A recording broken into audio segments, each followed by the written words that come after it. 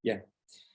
Muy bien, gracias por conectarse hoy día otra vez a esta reunión, esta segunda reunión del mes de diciembre y nuestra segunda reunión en el capítulo 2 de 1 Timoteo, que es donde vamos a leer otra vez. Recordar, obviamente, tratar de resumir un poquito lo que hablamos la semana pasada. El capítulo 2 de 1 Timoteo, un capítulo que presenta varias dificultades en términos de su interpretación. No van a ser las últimas, vamos a encontrar otras dificultades en la medida que vayamos avanzando en el libro. Y a modo de recordatorio, es bueno, ¿verdad? Es bueno siempre tener presente que cuando interpretamos la escritura hay varios factores que tenemos que tener en mente. Tenemos que tener el factor lingüístico, el idioma en que se escribió no es el idioma nuestro, es el idioma griego en este caso, por tanto hay muchas brechas que hay que tratar de salvar, no solamente el tema del idioma, sino que una clase de vocabulario que muchas veces, una clase de vocabulario que se usó hace 2000 años atrás. Eso significa que tenemos que hacer un esfuerzo por entender las palabras como se entendían en aquel entonces, y no como necesariamente nosotros las podremos entender hoy día en nuestro propio contexto en el siglo XXI. Tenemos que estar también conscientes de la cultura, el trasfondo cultural en el cual la carta transcurre, ¿verdad? Y para eso tenemos que estar conscientes de quiénes son los destinatarios o el destinatario, en este caso, el lugar donde se encuentra y cómo afecta la cultura de la época, y que obviamente los creyentes estaban insertados dentro, en el contexto de esa cultura, cómo nos ayuda, cómo arroja luz para tratar de entender lo que Timoteo y la congregación o congregaciones entendieron en aquel entonces. Al mismo tiempo vamos a tener que estar conscientes de que no vamos a tener toda la información, no vamos a tener toda la estadística, todos los datos que nos gustaría tener para poder contar con una evaluación o una interpretación que sea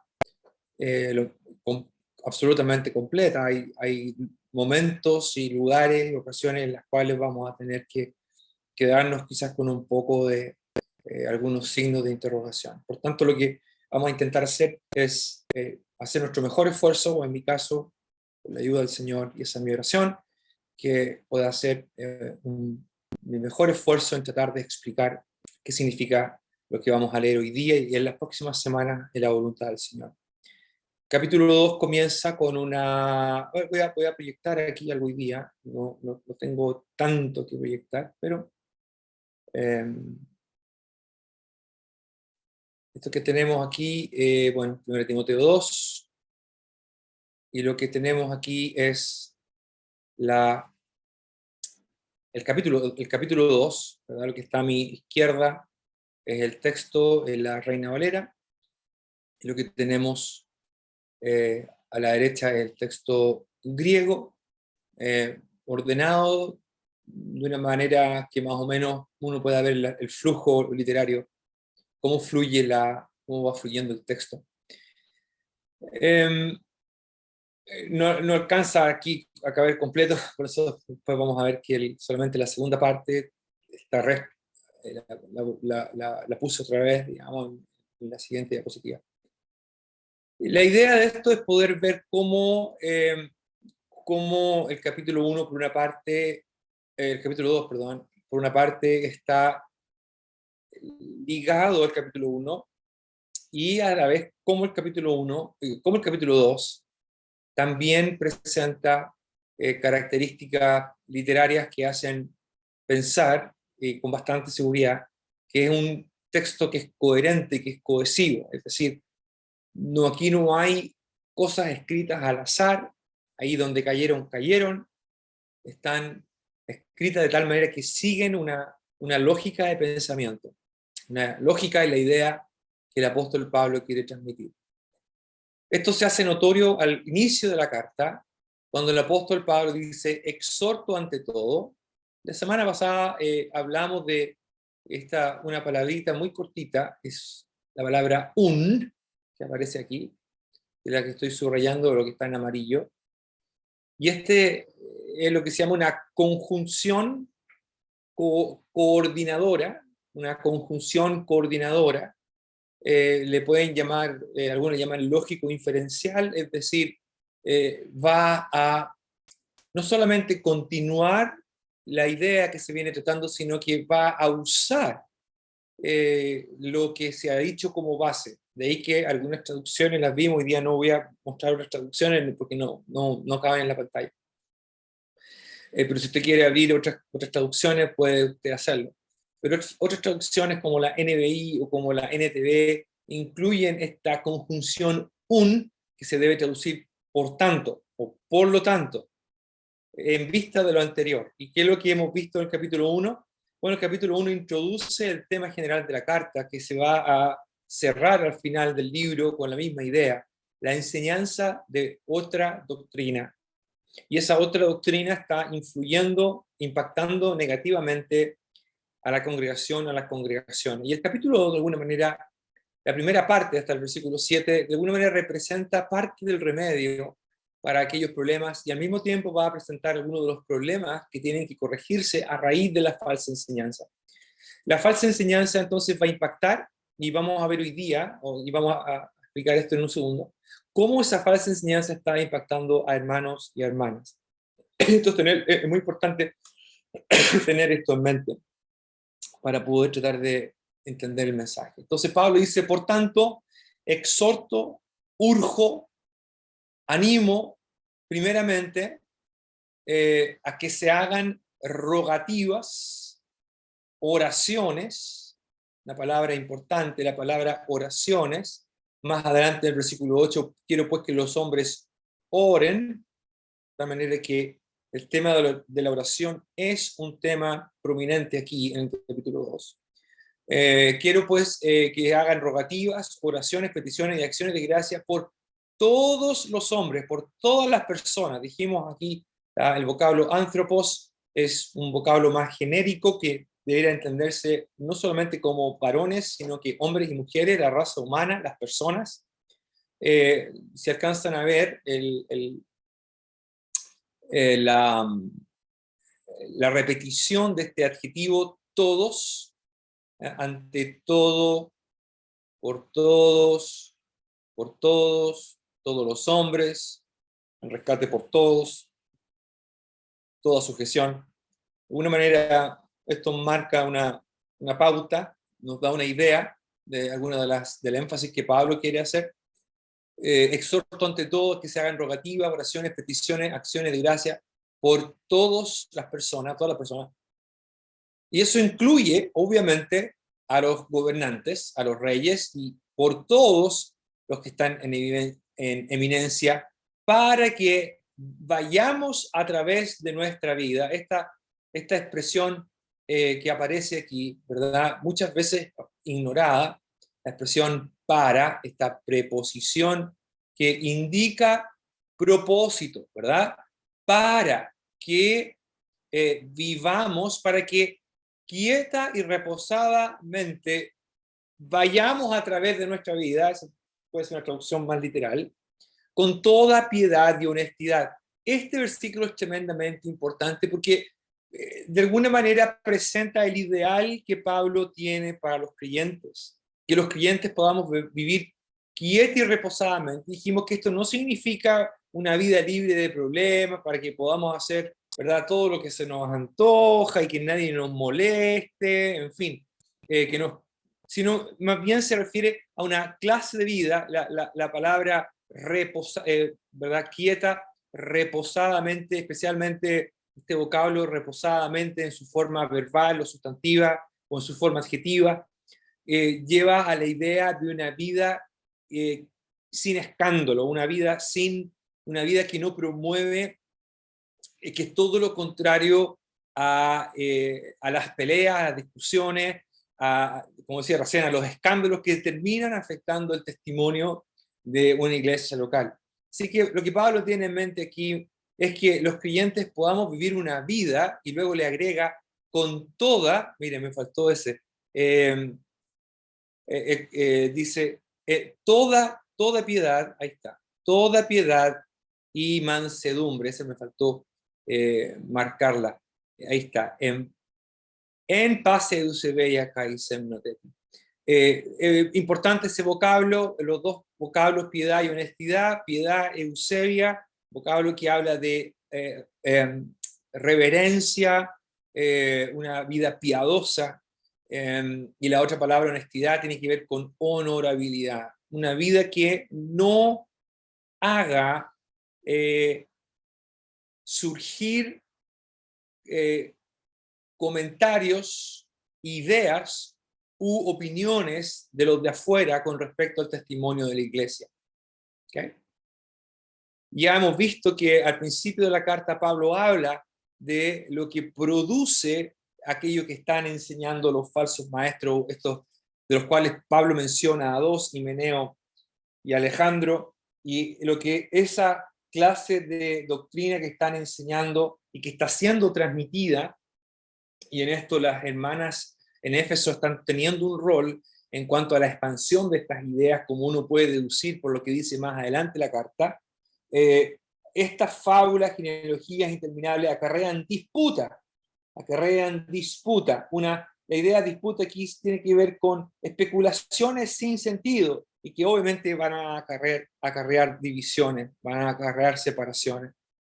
Eso no es el ideal de una iglesia. El ideal de una iglesia es que pueda mostrar en todo momento una clase de tranquilidad, una clase de vida que no afecta el testimonio. ¿Por qué?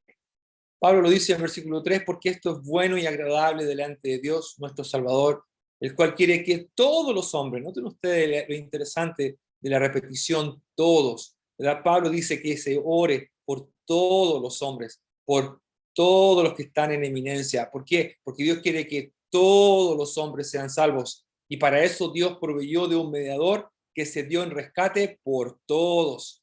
Interesante, ¿verdad? Como el apóstol Pablo repite esta idea. La palabra todos, por si acaso, es lo que a veces uno, que se traduce a veces como, no que se traduce, el adjetivo griego, que en ciertas inflexiones aparece como panta, ¿verdad? O pantos, que a veces se ocupa en español también. Dice el versículo 7, para esto fui constituido predicador y apóstol, digo verdad, en Cristo no miento. Versículo 7, nos volvemos a encontrar con esta, dijimos, esta conjunción coordinadora, que aparece en aquí al principio del capítulo, del capítulo 2. La diferencia es que ahora sí es traducida por la Reina Valera, traducida como pues. Quiero, por tanto, ¿okay? Quiero, por tanto, que los hombres oren en todo lugar, levantando manos santas, sin ira ni contienda.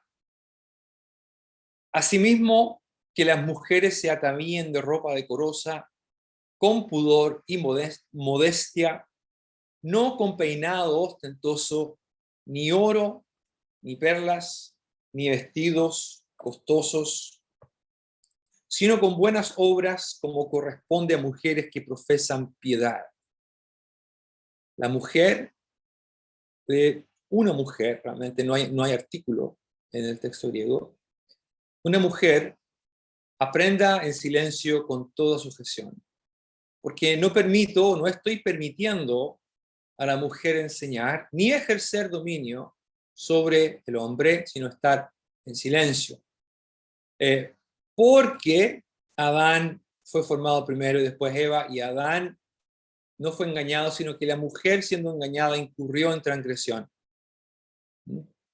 Pero se salvará. Bueno, el versículo 13 realmente dice, sí, está bien, porque Adán no fue,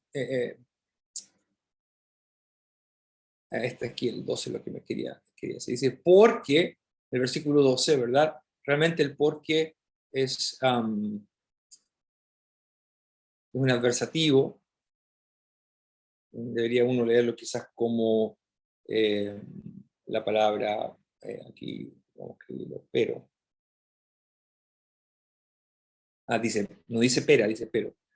Pero, ¿verdad? Pero no estoy permitiendo a la mujer enseñar ni ejercer dominio sobre el hombre, sino estar en silencio porque Adán fue formado primero, después Eva. Y Adán no fue engañado, sino que la mujer siendo engañada incurrió en transgresión. Pero se salvará engendrando hijos si permaneciere en fe, amor y santificación con modestia. El versículo 8 al 15 lo que nos va a tener ocupado hasta el final de mes, que son los versículos más difíciles de este capítulo, y hoy día vamos a introducir y vamos a intentar avanzar lo que más podamos, por lo menos hasta el versículo 10. La primera, bueno, hay varias preguntas que uno tiene que hacerse aquí, ¿verdad? Y esta es una de las cosas de la interpretación bíblica. La interpretación bíblica no significa encontrar todas las respuestas siempre, sino más bien intentar hacer mejores preguntas.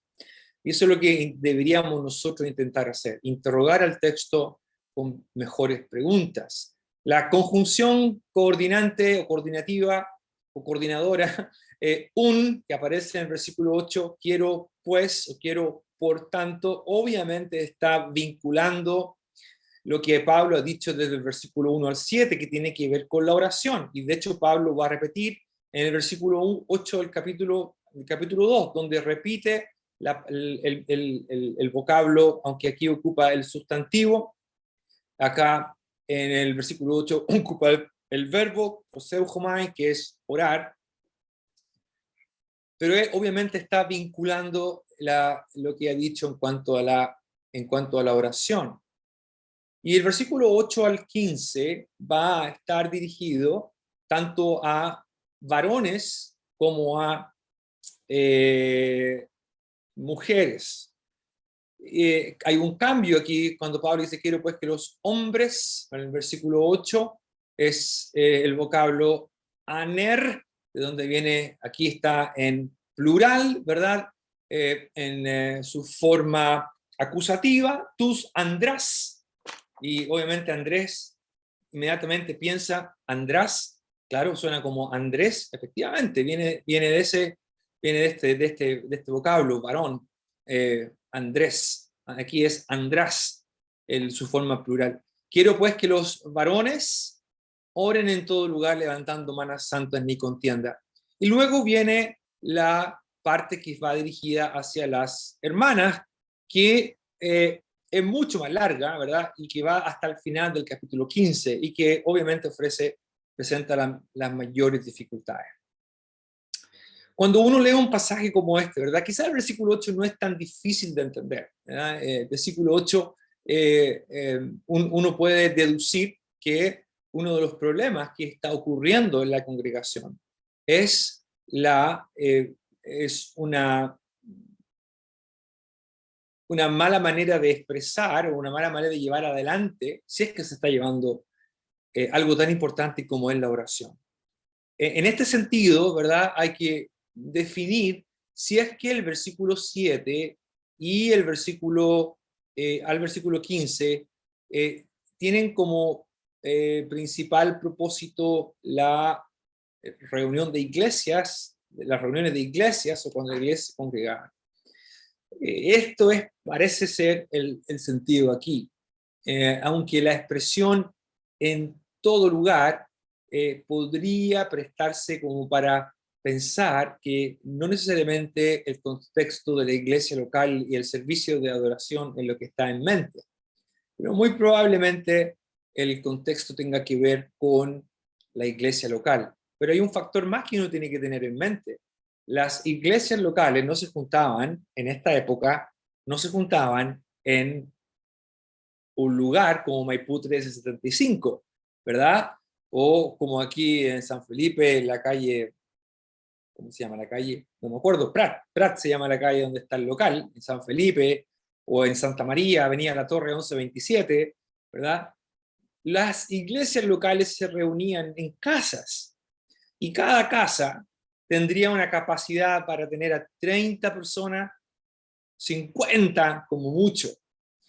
Y en ese sentido, la casa, que era un lugar, la casa era el bastión de la mujer, por lo menos en la cultura romana. Esto es algo que voy a mencionar en un segundo, ¿verdad? Tenemos que estar conscientes de que esto es cultura greco-romana, es decir, griega y romana. Ambas se influyen entre sí, pero también mantienen ciertas distinciones, y vamos a hablar de eso un poquito hoy. Éfeso es una ciudad compleja. Éfeso es una ciudad que tiene influencia romana, pero también, obviamente, griega. Pero lo que estaba diciendo es que la casa, en la cultura romana, por ejemplo, era un bastión de la mujer, de la matrona, la dueña de casa.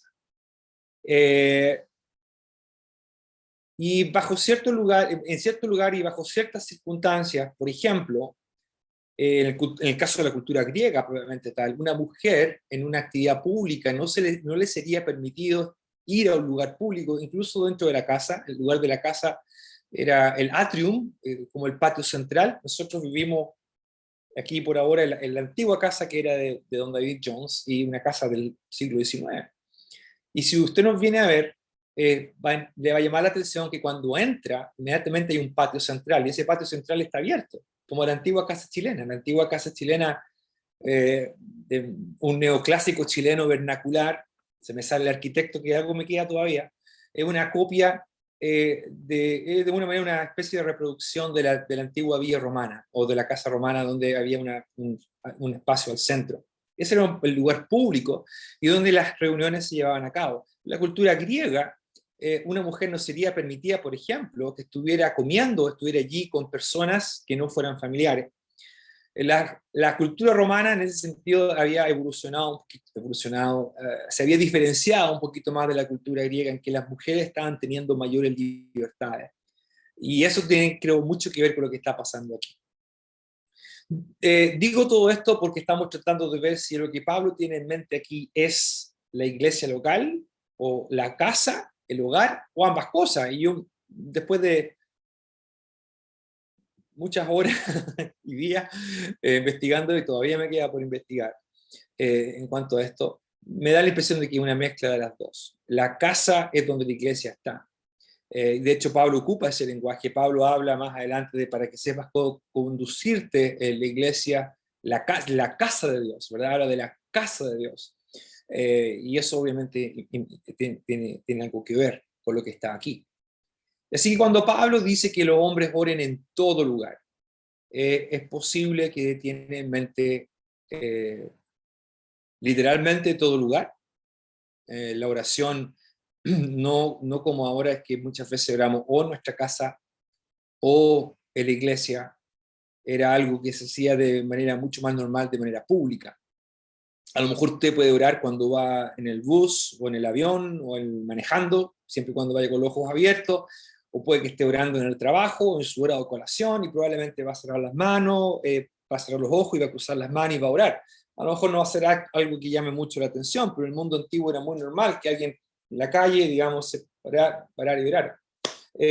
Así que en un sentido, estrictamente hablando, no necesariamente la iglesia local o el lugar de congregación es lo que está en mente, aunque yo pienso que es una mezcla, es decir, es la iglesia y la casa lo que se tiene en mente aquí. Lo otro que tenemos que tener en cuenta también es el tema de la mujer, ¿verdad? Hay varias cosas que se dicen aquí. En el versículo 9 y 10 se habla con respecto a lo que más llama la atención, realmente, el tema de la vestimenta. Luego en el versículo 12 habla de esto de la enseñanza, pero no estoy permitiendo a la mujer enseñar, etc. Y luego habla de Adán y Eva, en el versículo 13-14, como parte del argumento para justificar lo que está diciendo en el versículo 11 y 12, ¿verdad? De aprender en silencio en toda sujeción. Finalmente está el versículo 15, que tiene que ver con quizás la parte, o una de las partes más difíciles, esto de que se salvará engendrando hijos si permaneciere en fe, amor y santificación.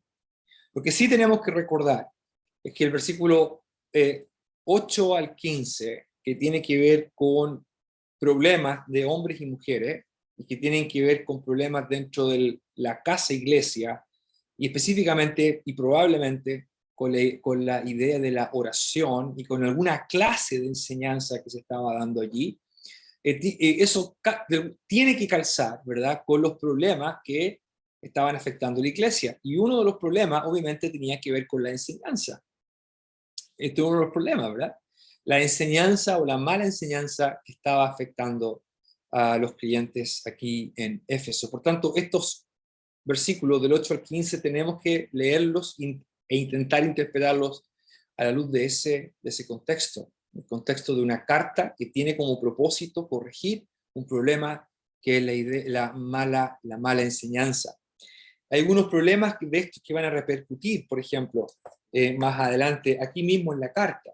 Yo decía al principio que las hermanas, de acuerdo a lo que uno ve en 1 Timoteo, estaban teniendo, ciertas hermanas, no todas, estaban teniendo un rol negativo en términos de la propagación de mala enseñanza, y al mismo tiempo ellas estaban recibiendo falsa doctrina que aparentemente estaban acogiendo. Por ejemplo, si van conmigo al capítulo 4, el 1 Timoteo 1, dice, pero el Espíritu dice claramente que los postreros tiempos, y esa expresión postreros tiempos no necesariamente se refiere a ahora, es una expresión, la expresión postreros tiempos es una expresión técnica para referirse a la época en la cual Pablo estaba viviendo y que era la nueva era inaugurada después de la resurrección del Señor. Y esos son los postreros tiempos, que perduran, por cierto, hasta el día de hoy. Pero el Espíritu dice claramente que en los postreros tiempos algunos apostatarán de la fe, escuchando espíritus engañadores y doctrinas, enseñanzas de demonios por hipocresía de mentirosos que, teniendo cauterizada la conciencia, prohibirán casarse. Noten ustedes aquí la introducción de la idea del casamiento. Prohibirán casarse y mandarán abstenerse de alimento. Hay dos cosas aquí que incluyen las falsas doctrinas que se están escuchando en Éfeso. Tienen que ver con la prohibición de casarse, algo que Pablo va específicamente a decir en el versículo, en el capítulo 5, él va a decir, pero viudas más jóvenes no admitan, y dirá en el 14, quiero pues que las viudas jóvenes se casen. ¿Por qué tiene que ver esto, verdad, con la idea de casarse o no casarse? Prohibirán casarse.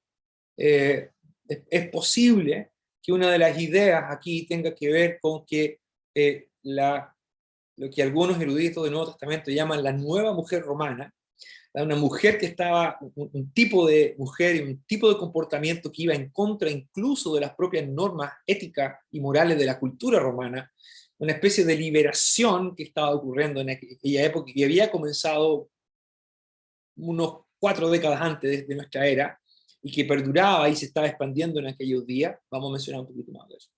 Pero también se une a ello la falsa enseñanza y esto, la idea de prohibir casarse y por tanto si no te casas no puedes tener hijos, puede estar muy bien relacionado con lo que se está diciendo en el versículo 15 cuando habla se salvará engendrando hijos, por ejemplo. Otra cosa importante para tener en mente en términos de la propagación de las falsas enseñanzas que estaban siendo acogidas por las mujeres, algo que Pablo repite en su segunda carta a Timoteo, por ejemplo, en el capítulo 3 y el versículo 5 habla de los falsos maestros, cómo serán, tienen apariencia de piedad, estos son los que se meten en las casas y llevan cautivas a las mujercillas cargadas de pecado. El 7, estas están siempre aprendiendo y nunca pueden llegar al conocimiento de la verdad. Las mujeres juegan un rol importante en este sentido, en términos de la recepción de la mala enseñanza y en términos de la propagación de esa mala enseñanza.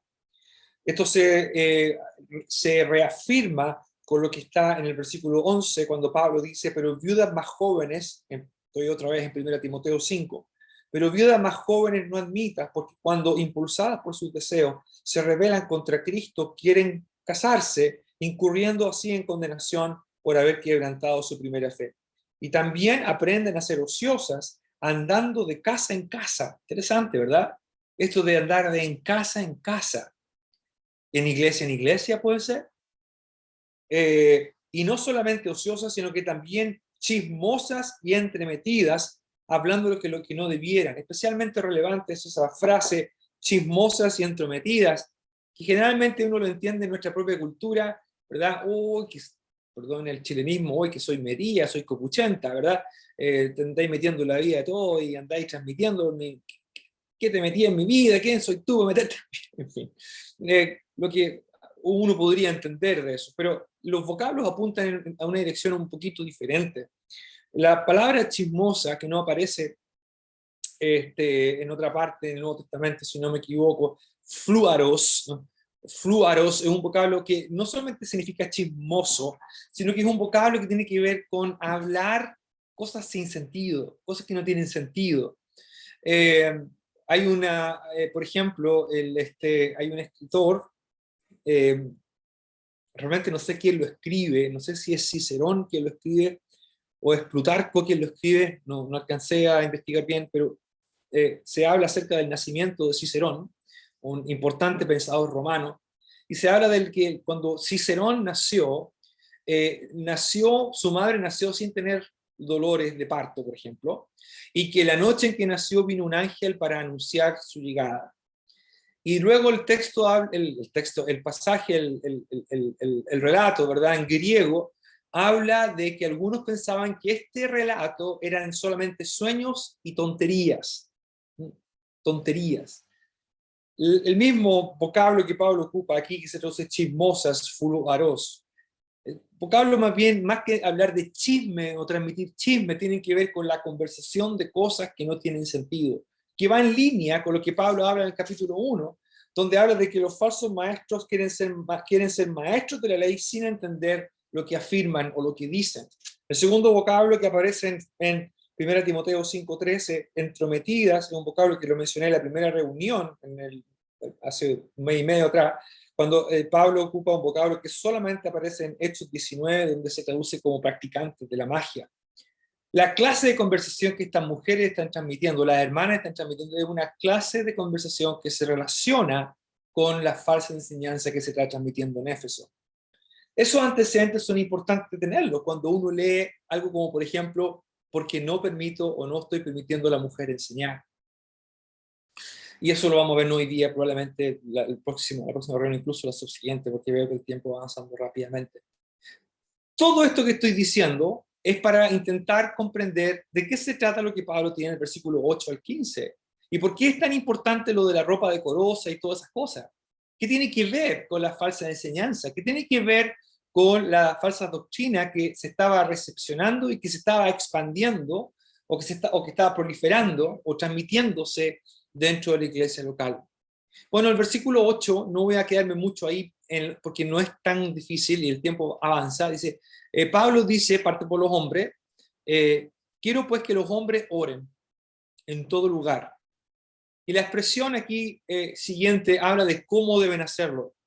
Levantando manos santas, sin ira ni contienda. Interesante lo de las manos se levantan como una expresión de adoración, una expresión que, hablar de manos santas, son manos que no son culpadas de crimen o de algún daño especialmente hacia el prójimo. Si no me equivoco, el Salmo 24 habla de esto cuando está describiendo a la persona que subirá al lugar santo. En el Salmo 24, versículo 4, bueno, el 3, ¿quién subirá al monte de Yahvé? ¿Quién estará en su lugar santo? El limpio de manos y puro de corazón. Manos santas son manos que no pueden ser catalogadas de manos violentas o de manos que pueden ser culpadas de sangre, de tener sangre, de ser culpables de algo. Las manos que se levantan son manos que se levantan en señal de gratitud y de una favorable o que espera una favorable recepción de Dios. Son manos que de alguna manera también marcan la disponibilidad para el ministerio. Entre paréntesis, esto es algo muy bonito. A mí me tocó ver, especialmente en Wheaton, cuando teníamos nuestro devocional, ¿verdad? Los días miércoles teníamos un devocional todas las mañanas, todos los miércoles de la mañana. No era obligatorio, a veces yo lo saltaba, no tenía mucho trabajo, no alcanzaba ahí, pero muchas veces fui y cuando se oraba y se cantaba, muchos creyentes, muchos hermanos, ¿verdad? Muchos hermanos y hermanas tenían sus manos levantadas orando al Señor. Me gustaba mucho eso. Es algo que me gustaría hacer. Pero lo importante aquí es que esta oración levante manos santas sin ira ni contienda. La expresión ira y contienda obviamente se entienden como resultados negativos de la falsa enseñanza. La falsa enseñanza, si se está produciendo partidos o partidismos o divisiones interiores, las divisiones interiores siempre van a ocasionar alguna clase de sentimiento hacia la otra persona, ¿verdad? No se puede orar así, Pablo dice, no.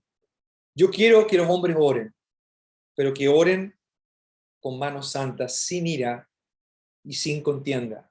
La palabra contienda es un vocablo interesante, dialogismos, de donde viene la palabra diálogo, pero que tiene que ver con discusiones, con diferencias, por contender por cosas en las cuales no estamos de acuerdo. Pablo dice a los colosenses, hágase todo sin ira ni contienda, y algo similar Pablo va a decir en relación con un problema cuando hay diferencias cuando hay diferencia en cuanto a cosas de opinión.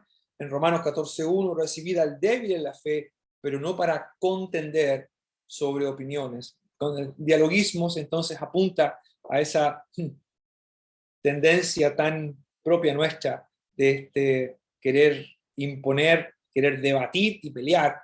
Y estos días hemos estado escuchando y viendo debates y todo, y ya uno está un poco cansado de por favor ya termine luego todo, ¿verdad? De las discusiones y los debates y las acusaciones y todo eso. Bueno, eso es un poco lo que Pablo está diciendo aquí. Después del debate todos se saludan con un abrazo y una sonrisa, que uno no dice hasta qué punto eso es sincero, realmente uno no lo sabe, quizás no haya, tengo unas ganas de, pero en el caso de la iglesia y la oración específicamente, la oración es una señal de, primero, la oración es comunión con Dios, es comunicación con Dios, y eso no puede hacerse con una mala actitud, o teniendo ira, o diferencia, o peleas en el interior. Entonces luego viene la parte entretenida, ¿verdad? La parte entretenida. Quiero pues que los hombres oren en todo lugar. Asimismo también las mujeres. Lo primero que hay que poner atención es esta palabrita aquí, hosautos, asimismo, que puede traducirse algo así como de la misma manera. Y aquí, si ustedes se fijan, hay una palabrita, la famosa palabrita kai, y que está entre corchetes, ¿verdad? Y la razón por la cual está entre corchetes, esto es algo que tiene que ver con la crítica textual, la razón por la cual está entre corchetes es porque los eruditos, ¿verdad? Los expertos, los filólogos que pusieron el Nuevo Testamento junto, ¿verdad? Lo juntaron tomando en cuenta las mejores evidencias y los mejores testigos, los mejores manuscritos, no estaban 100% seguros de incluirlo o no. Y es porque está muy bien atestiguado en muchos buenos manuscritos, pero al mismo tiempo no está en otros que son buenos también. Entonces dice, bueno, lo vamos a incluir porque probablemente no estamos 100% seguros, pero muy probablemente es original. Y de hecho, el hecho de que aparezca ya es un indicio de que están muy seguros de que probablemente es original. ¿Por qué esto es importante? Porque esta palabrita kai no aparece en la traducción de la Reina Valera y debería leerse así. De la misma manera también las mujeres. Ahora, ¿qué es lo que Pablo tiene en mente cuando dice de la misma manera también las mujeres? Muy posiblemente lo que tiene que repetirse aquí es el verbo quiero. De la misma manera también quiero, ¿ya? De la misma manera también quiero que las mujeres, la Reina Valera dice, se atavíen de ropa decorosa con pudor y modestia, me voy a ir para acá mejor. Aquí tengo una mejor imagen del texto para mí. Dice, asimismo que las mujeres se atavíen, la palabra atavíen aparece bien atrás en el versículo, ¿verdad? De ropa decorosa, con pudor y modestia. no con peinado ostentoso ni etcétera. Hay dos maneras aquí de entender el versículo, especialmente por esta palabrita josautos. Quiero de la misma manera también las mujeres. Una posibilidad es que Pablo está derechamente yendo a corregir un tema que tiene que ver con la expresión exterior de las hermanas. Pero si el contexto tiene que ver con la adoración pública, es posible que Pablo tenga en mente aquí el hecho de que las mujeres oren también. ¿Okay? De la misma manera cuando las mujeres oran. Esto pues es posible y es aceptable gramaticalmente hablando. Y hay eruditos que están en opiniones divididas en ese sentido. Según la evidencia que uno ve en el Nuevo Testamento, y aquí obviamente entramos a un tema que nos complica, porque históricamente siempre hemos dicho que se nos enseñó que las mujeres tienen que estar en silencio, y muchas veces se ocupa este pasaje para decirlo.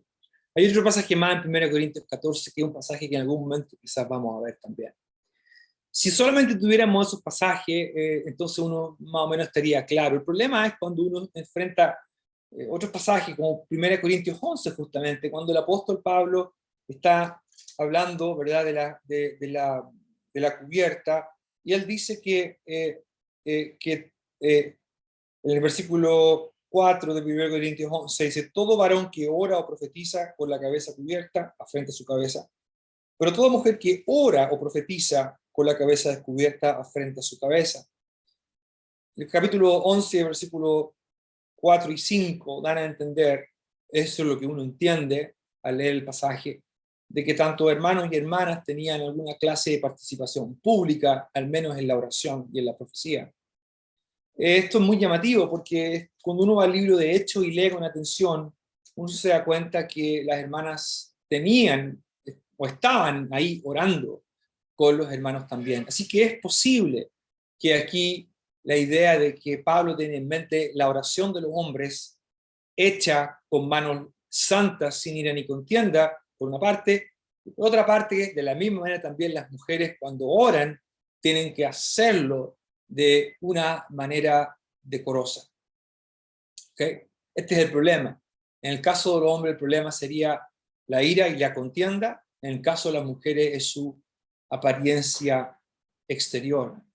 Ahora, lo otro importante del versículo 9 y 10, aunque hay mucha importancia en términos de la apariencia exterior, tenemos que entenderlo obviamente dentro del contexto de la falsa enseñanza y dentro del contexto cultural que existía en aquellos días.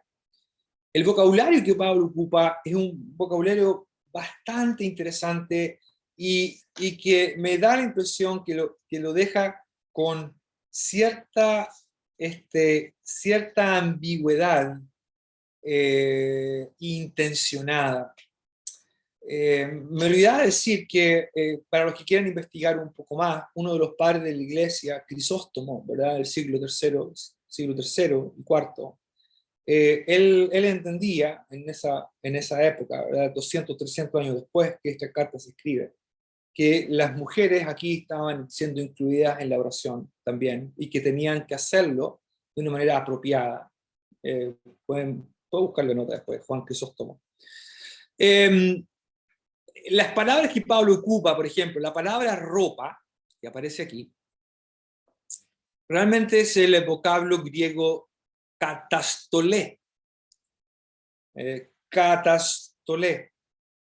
Y la palabra decorosa es el adjetivo cosmio, relacionado con la palabra cosmos, que más adelante va a aparecer y que aparece aquí en amarillo, que es la palabra o el verbo atavien, que es el verbo cosmeo. El orden de las palabras, sin embargo, o el orden del versículo es diferente. Lo voy a leer de esta manera. De la misma manera también las mujeres, y en vez de decir ropa decorosa, katastolé, que bien puede significar la la idea más bien de comportamiento.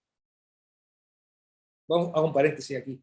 Los vocablos que aparecen aquí como catastolé, modestia, sofrosunes, son vocablos que aparecen abundantemente en literatura griega y romana. Y esto es importante porque alguien podría pensar que esto de la ropa, pudor y modestia, todo eso era algo que exclusivamente nació en el cristianismo.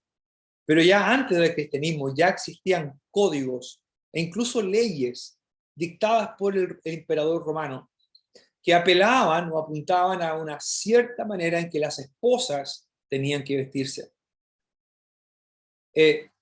Por supuesto, el cristianismo siempre va a agregar algo nuevo y también revolucionario en este sentido, pero Pablo está ocupando una clase de lenguaje que no era desconocido para las mujeres, especialmente las esposas.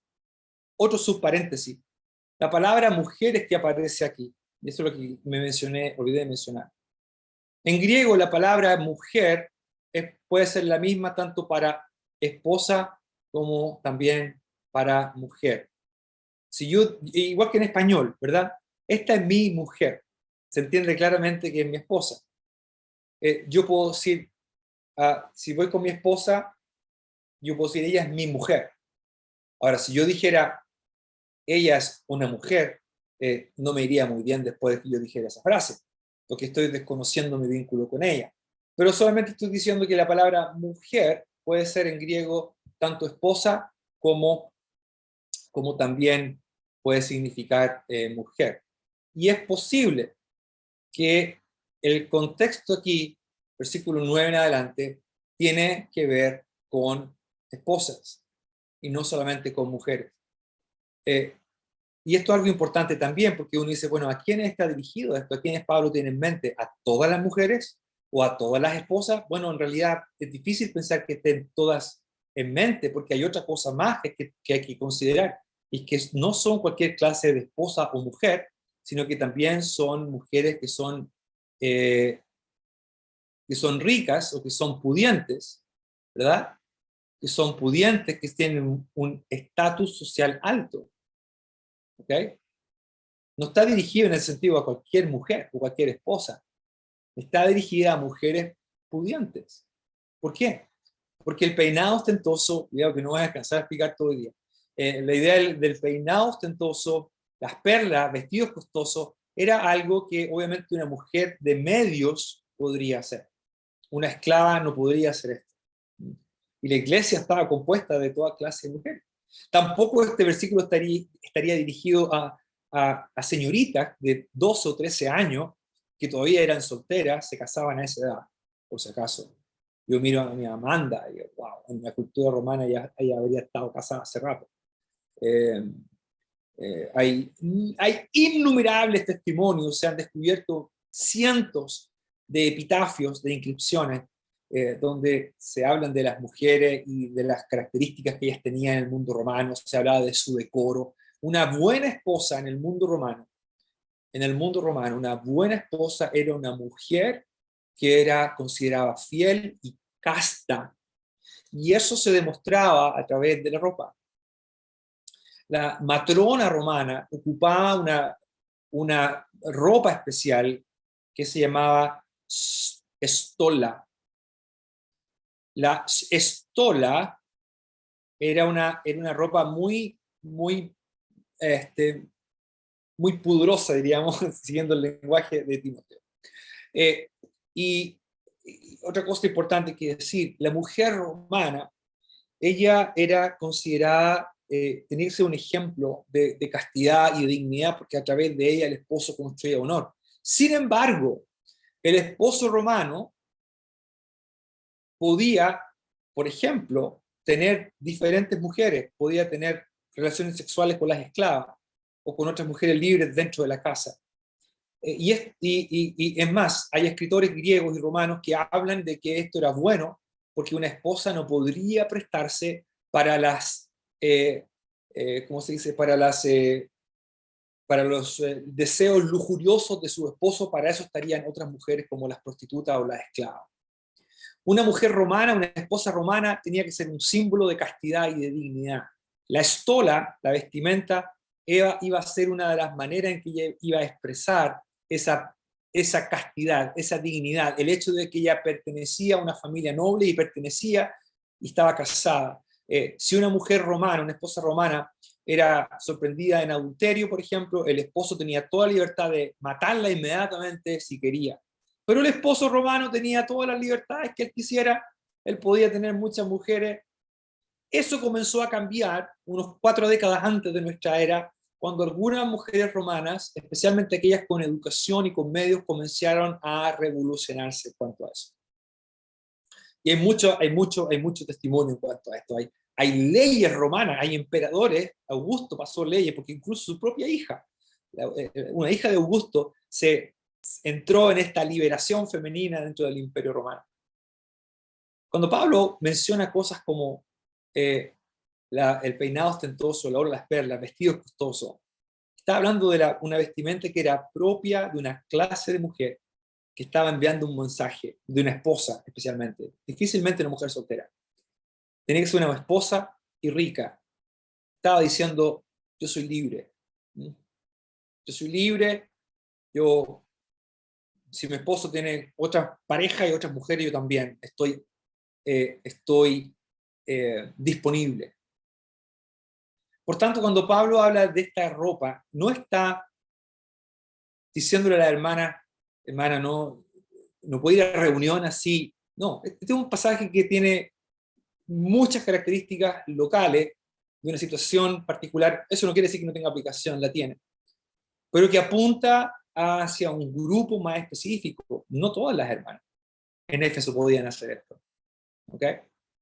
Ahora, lo que iba a decir en cuanto a esta expresión, la primera expresión, quiero pues, de la misma manera también las mujeres, una proposición muy importante, en comportamiento honorable, con pudor y autocontrol,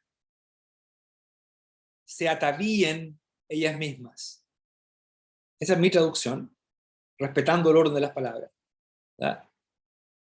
De la misma manera también las mujeres o las esposas, en conducta honorable o conducta honrosa,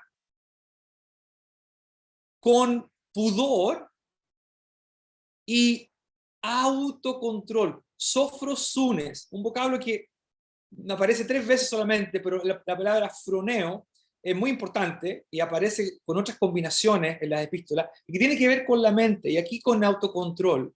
La palabra aidos, que se traduce como pudor, es un vocablo que se asocia con la idea de control, con la idea de restricción. Un comentarista dice que el término pudor era usado en el mundo romano para o en relación con aquellas partes del cuerpo femenino que debían ser cubiertas en una sociedad romana respetable. Hay descripciones de la ropa que usaban algunas de estas mujeres de la nueva mujer romana, donde un escritor, ¿quién fue? Ya leí tantos que ya no me acuerdo no escribí el nombre, pero uno de ellos habla de que la ropa era transparente, muy transparente, que queda muy poco para la imaginación. La ropa y la vestimenta que Pablo describe aquí no describe a una típica mujer romana noble o digna, sino más bien a una mujer que podría ser considerada incluso una prostituta, o incluso alguien de una vida moral sin restricciones. Pablo va a decir que las esposas cristianas, que posiblemente estaban siendo afectadas por una parte por la mala enseñanza, prohibirán casarse, por tanto estaban apelando a cierta libertad, a cierta independencia y autonomía, y también quizás influenciada por esta idea de la nueva mujer romana, que las ideas habían llegado hasta Éfeso igual. Pablo dice no.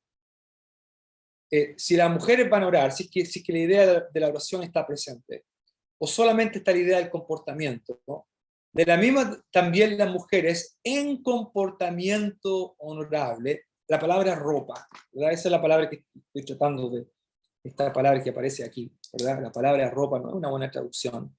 Es posible, ¿ya? Porque uno se pone encima, puede ser. Pero Pablo escoge este vocablo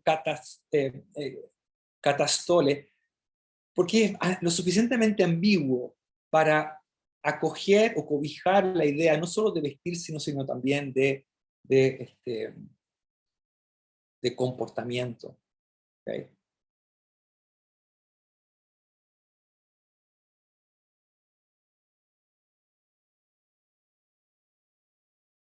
Comportamiento.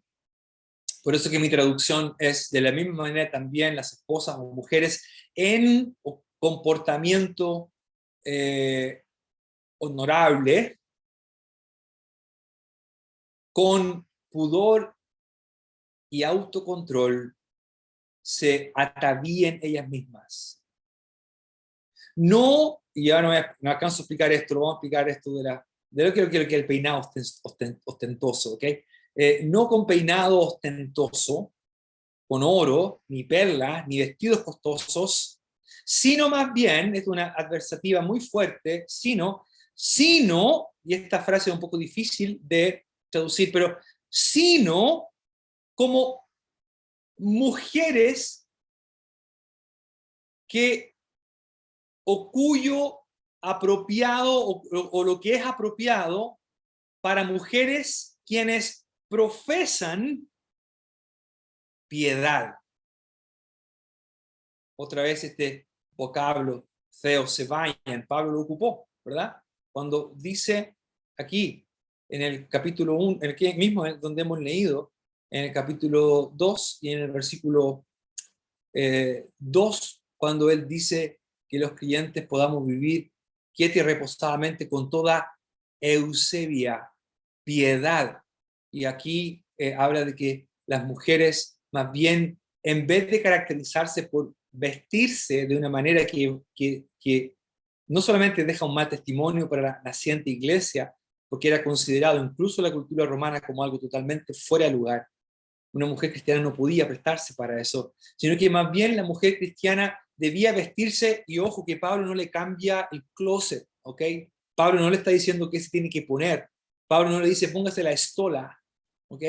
Pablo no le cambia el closet, Pablo pone el énfasis en la actitud, sino más bien como a mujeres que profesan piedad a través de buenas obras. Al final del versículo 10 va la expresión, a través, por medio de buenas obras. No con buenas obras, sino que por medio de buenas obras. ¿Ya? Esa expresión, insisto, va al final del versículo.